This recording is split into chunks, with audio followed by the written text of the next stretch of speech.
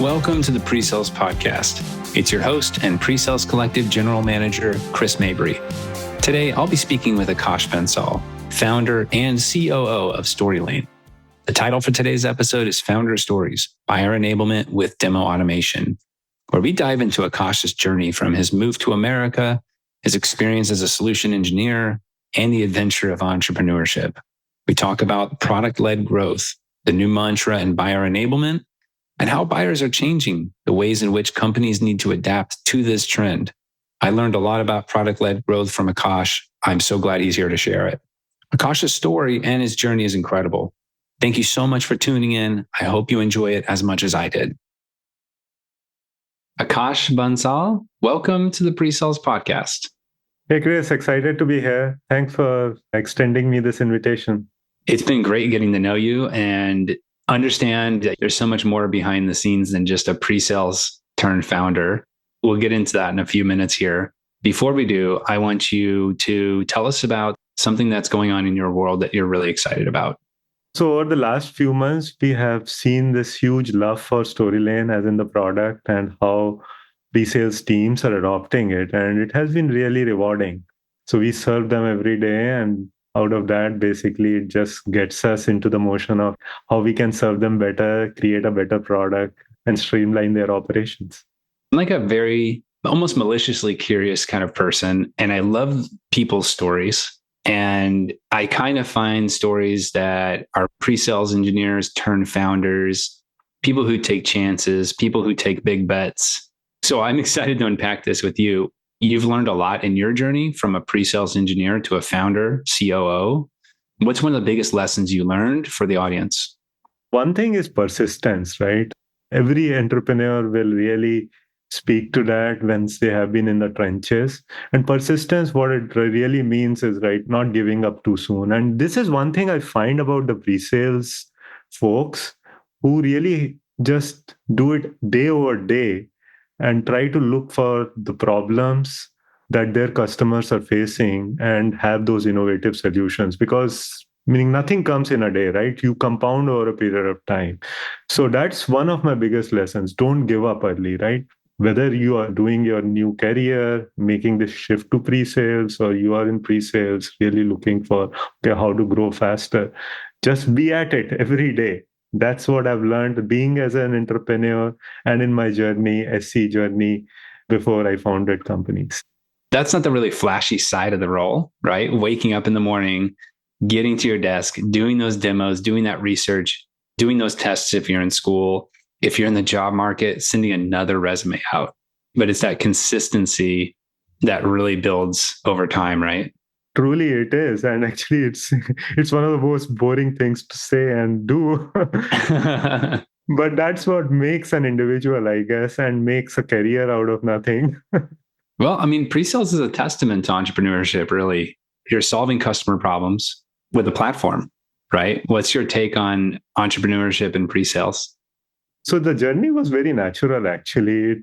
So a little bit about just myself, right? I used to sort of be in the hardware, software side of things, where we would really create the demos for companies like Sony and IBM to adopt in their systems. And that's where basically demos would take like 4 months sometimes, right? So essentially what we were doing, or I was doing as a pre-sales engineer, was like every day coming in and trying to craft those better demos, better looking demos. And those same skills I realized were so much more important as an entrepreneur also, because first you have to listen to your customer. Secondly, you have to really find a solution that solves their major pain points. And thirdly, you really have to drill down to the deepest of all problems. And all of those melts itself really well to an entrepreneur.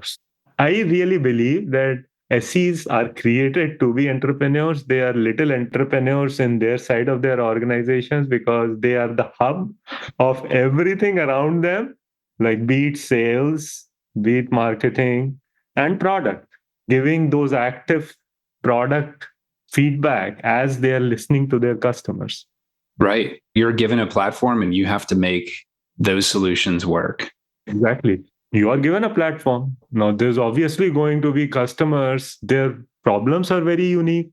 So every time they will come up with a new problem. Now, you can't say that my problem platform does not solve that. So you have to unpeel that layer and figure out what is it really they're asking for every time when they're asking those problems to be solved, which your platform does not solve. So through that questioning, you will realize that actually most of those problems are solvable with some of the workarounds you have, and they're very inventive ones, and they're very happy about it. And I mean, essentially what you're mentioning is like the process of discovery, right? The process of like asking more, learning more. In the background of that, what do you think is the energy that the SE has to bring to the call? I think a word that you use a lot is compassion. What do you think are some of those superpowers that help SEs really stand out? Is it that curiosity? Yeah, curiosity is one. So being curious about what's the underlying pain that a customer has and why it is happening, right? So being curious is one thing, but together with that curiosity is that empathy for customer. So as soon as you have empathy, true listening for customers, right? That compassion for them, that's when you start to really be in their shoes, not just to really make money for your organization, but truly solve their problems. And that's when strong bonding and relationship happens. The positive NRR that we see in most B2B SaaS companies is precisely because of that, right? The relationships that SEs have created during this journey. Do you think that that can apply to leaders as well? Very much so. Basically, you are leading the organization front and center, right? So, on one side, you're essentially understanding each and every of your employees, and they come from different places, right? And they have their unique challenges. Some of them are very aspirational, some of them are just okay doing what they're doing, but are very unique in their ways in terms of like really understanding customers, right? So there is this spectrum of people, and you have to meet them where they are. Again, you truly have to listen to them and build that connection and empathy so that you as a leader is really helping them in their career advancement, and then meld it with the goals of the organization. So that compassion is a very central theme for being a leader. And this is what I see in my life every day, right? When I'm talking to the folks at Storylane, right? Together we are really creating something. We are on a mission to really accomplish that. And all of that in the same boat. Every day I'm talking to every employee, solving their unique challenges just at job, personally, right? And meeting their career aspirations where they want to be. I take these relationships really seriously. And I guess running a community, I would say it's almost assumed that you're somebody who leads with compassion, or you're curious, or you really care about the work you're doing. To show up every single day and actively listen and actively bring your full self, it does feel like you're fulfilling something deeper. I mean, that's the way I live. That's the way I show up every day at PreSales Collective. It's inspiring to hear you talk about that as an organization too, and the way that you lead. Thank you, Chris. And it's amazing how like PreSales Collective as a community has really brought 40,000 SEs, pre-sales engineers together, and how this community is just growing by leaps and bounds.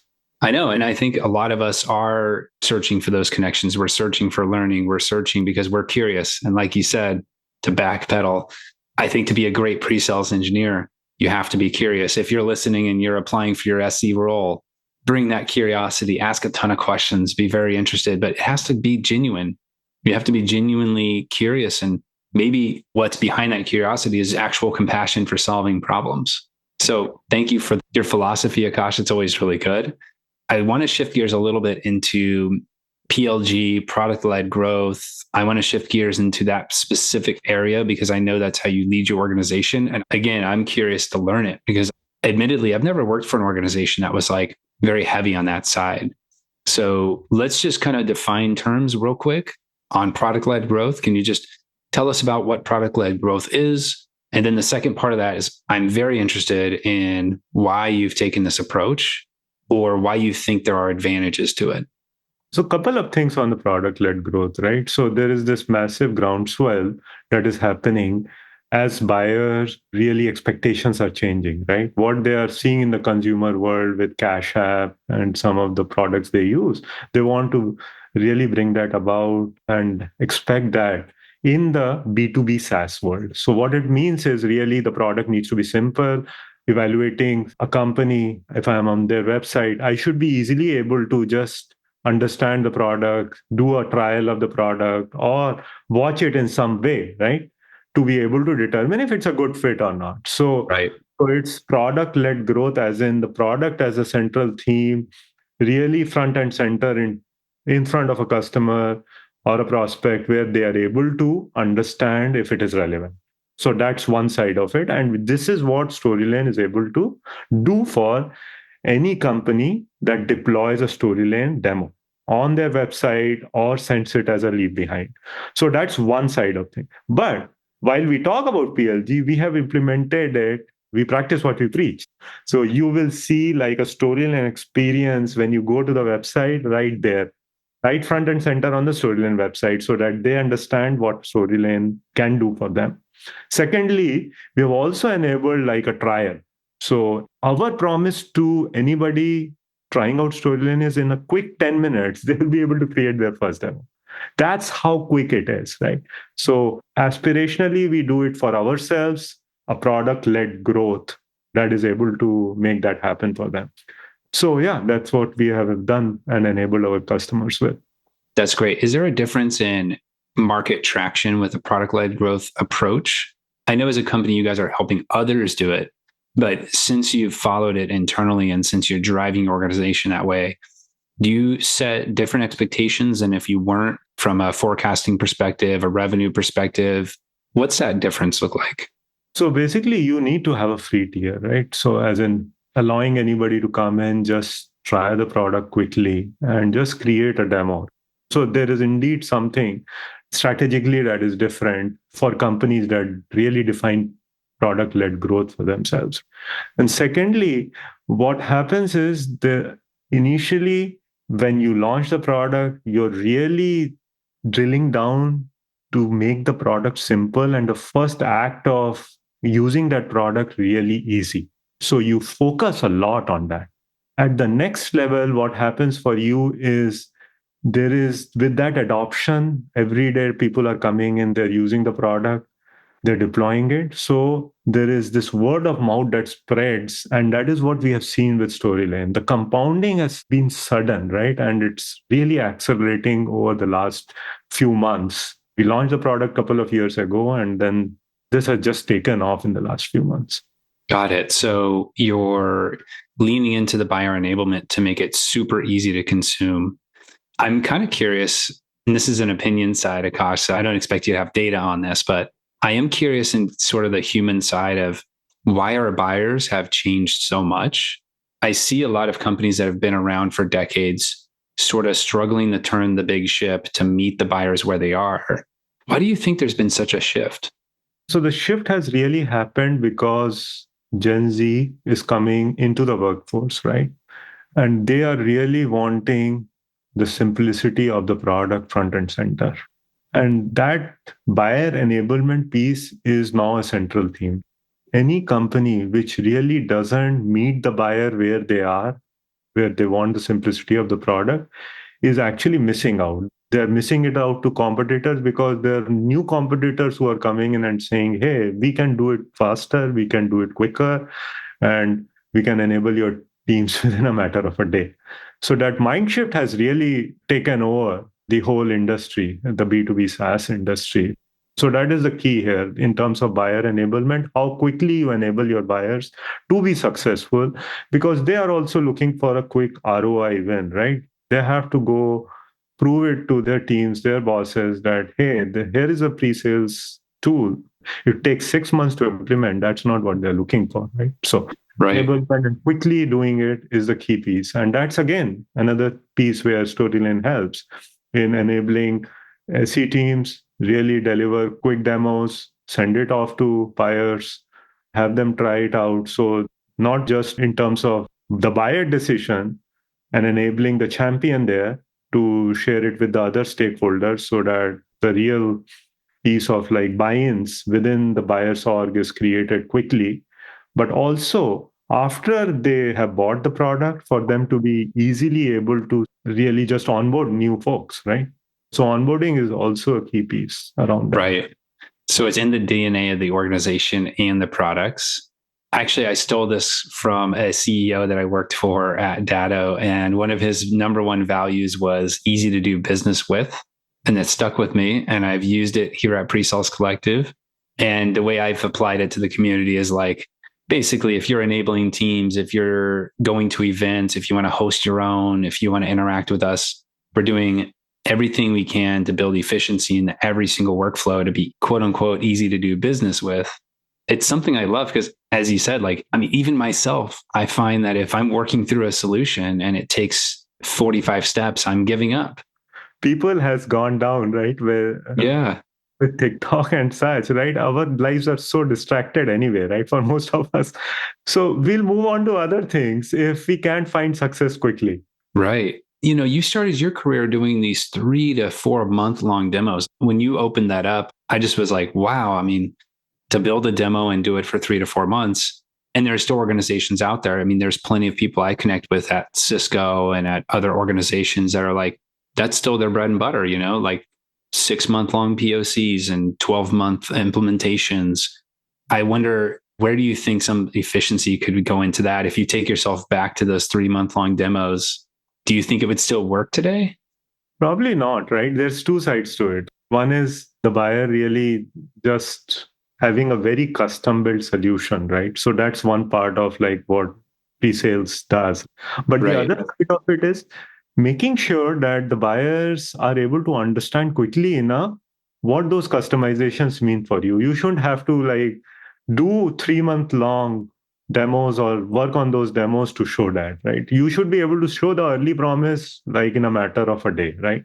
And again, demo automation with Storylane exactly does that. So out of that experience, it was very apparent that there was a Storylane looking at me when I did those three month long demo creations.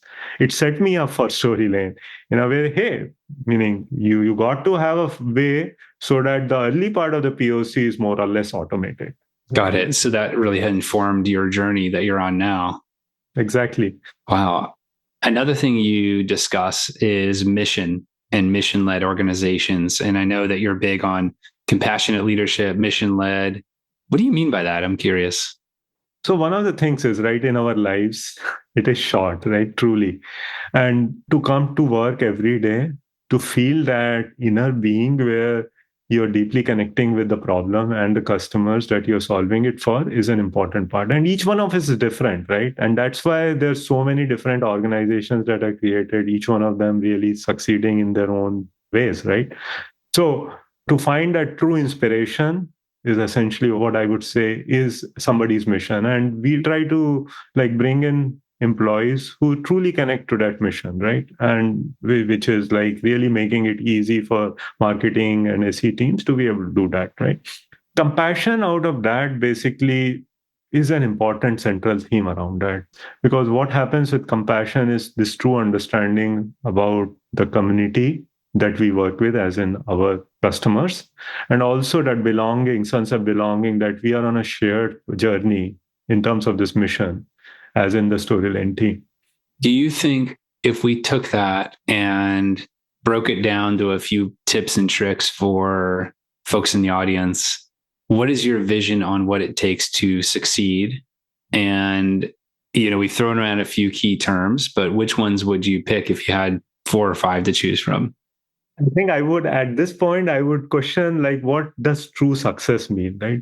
It is success. Does it mean like just growth of the company? But let's just define that for a moment, right? So success might sometimes be failure too, because, well, you did something, you created a mission-led organization, and then as part of that, basically didn't go the way that it was supposed to. But yeah, again, the first step of success is really solving a very focused problem for a group of customers. To me, as an entrepreneur, that is success enough, right? I created something of value. The second part of success is like success of just yourself, right? You as an individual, or I as an individual, how just at peace I am in terms of working with my customers. And oftentimes we get into this territory where like we are thinking, okay, if let's say I am a 100 million organization, right, in terms of business, Mm-hmm.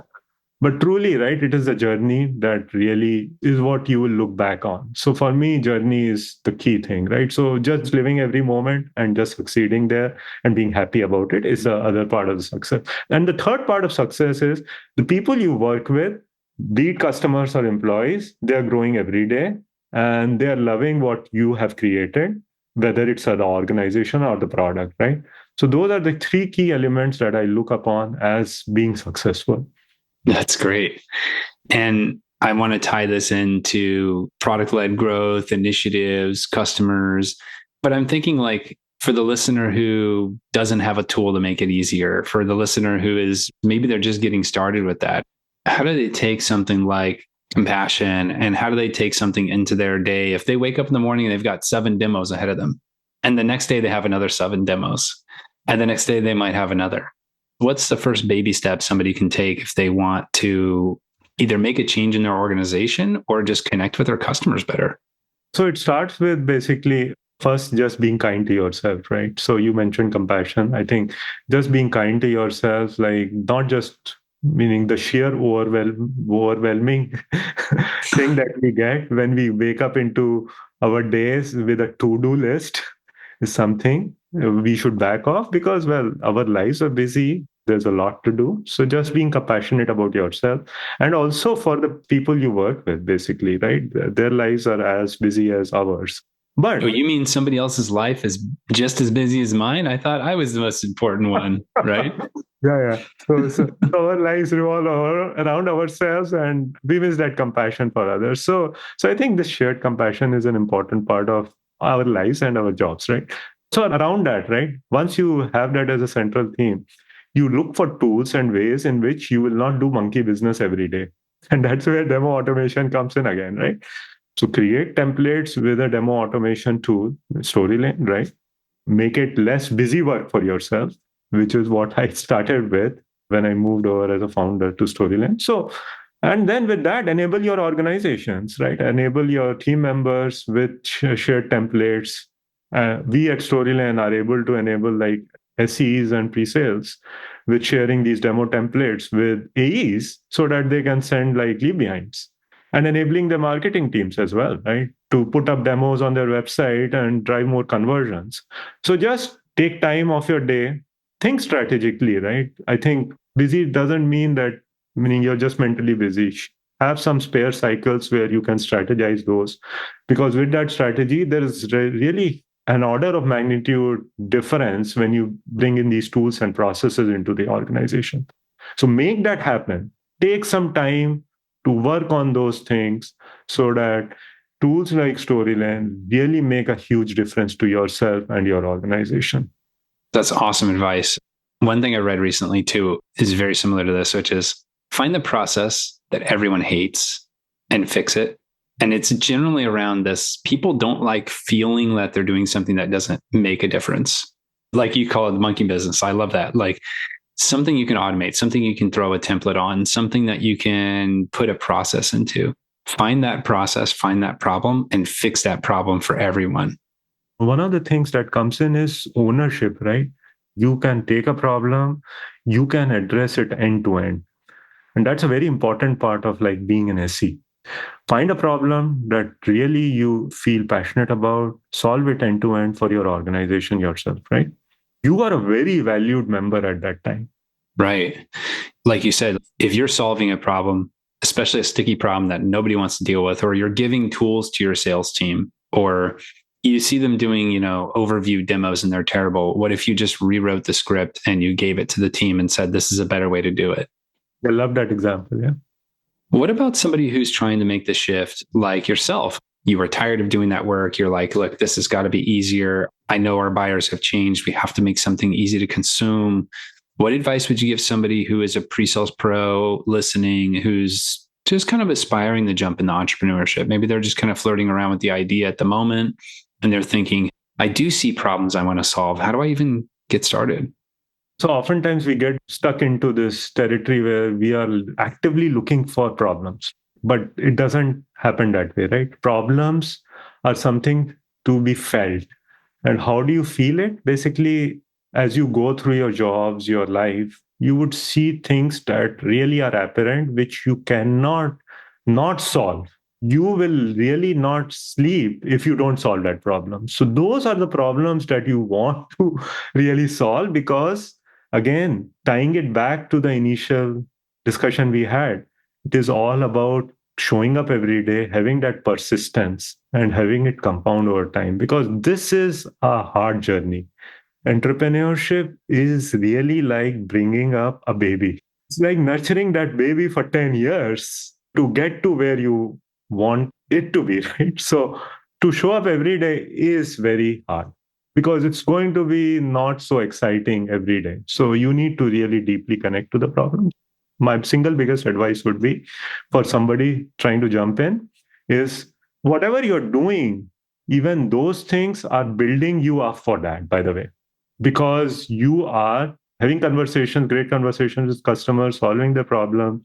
You're building yourself that way, but at the same time, let those problems be felt by you, and then you will have a sudden inclination to jump on board and start something new. Well said, Akash. I was just sitting here shaking my head because I completely relate and understand the way you're saying this. I mean, in my own personal journey, I had no idea it would lead to the role I'm in today. But thank goodness I went through all those customer issues. And thank goodness I flew out to solve problems and fix big networking problems and solve problems for customers and all that, because it really has helped me in my journey as a GM at PSC. And I just could not have ever thought that that would happen. So that's great advice. Thank you. You're welcome. Yeah, life will take us in different ways. Just be open to it. Yeah. Be open to it. And maybe the side of this is be curious, be open to it, but also make it a little easier on yourself. And to tie it back to your PLG focus, it's like maybe instead of be easy to do business with, maybe we can just make our days easier or our lives easier, be easier to transition from one thing to the next. Awesome. Yeah. Love that statement. All right. Well, we're going to run right to the lightning round. I have a few questions that are just quick hits about yourself, and then we'll tell people how to get a hold of you and we'll wrap it up.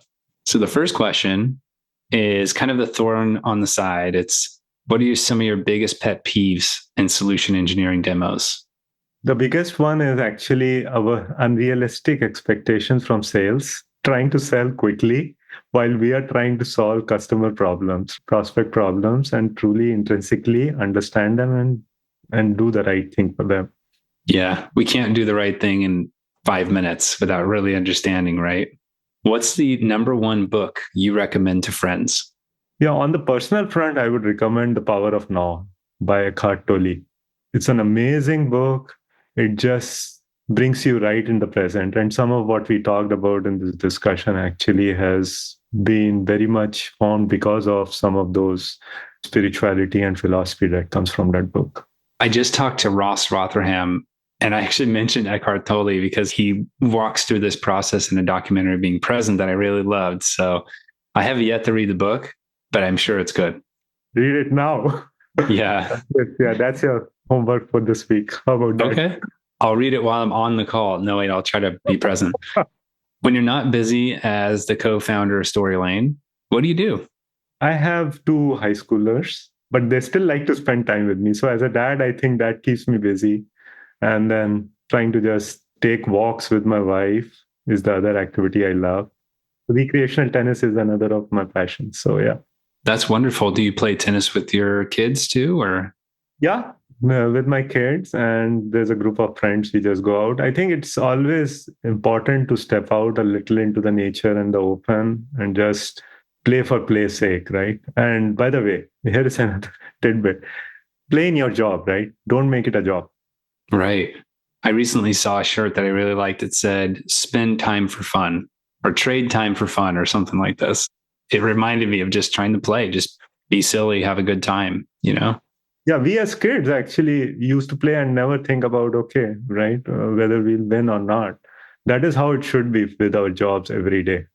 So what's something that most people don't know about you? So I came to the United States 25 years ago without a single penny.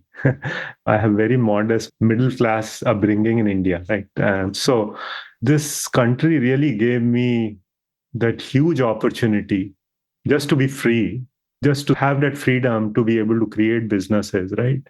I really value how America unleashes the best if you're willing to work hard. It gives you huge opportunities. That's awesome. What a journey that must have been. Well, thank you so much, Akash. I feel like I'm barely scratching the surface. I would love to extend more of your story to the community. I would love to invite the community to connect with you, either virtually or in person at some of our events. So please share with us, what's the best way to get a hold of you? Can people reach out, send you a message? Yeah, you can find me on LinkedIn, right? Akash Bensall Storylane. Just search me up on the web. Just connect up with me. I'm always up for like a 15-minute quick Zoom call for any challenges you're facing around demos in your careers. I'm always up for that. So LinkedIn is the best way to reach me at. Would love to connect with all you folks. And then I'm deeply involved with your organization and the PSC community. So looking forward to more of these sessions and meeting folks in person as well. I am too. I mean, if I'm selfish, I want to have these conversations every day. Thank you so much for your time and joining us in the Presales Podcast, Akash. Until next time. Thank you for having me, Chris. Thank you for joining me today on this epic adventure with Akash Bensall. Akash is one of those guys that has many layers. How he approaches his work with his team, his customers, and family with compassion, it's an inspiration to me. One of my biggest takeaways is how we can show up every day to do that consistent work, even the boring work, with compassion for ourselves, everyone around us, and to have a little fun while we're doing it. You can find Akash on LinkedIn, where he has all the links you need to engage with him, and of course on the Storylane website. Thank you for tuning in. At PreSales Collective, we're all about learning, connecting, and growing. I believe in investing in these three pillars will greatly increase your success and happiness at work and in life. So as Akash said, consistency is everything. I'll see you next time on the PreSales Podcast.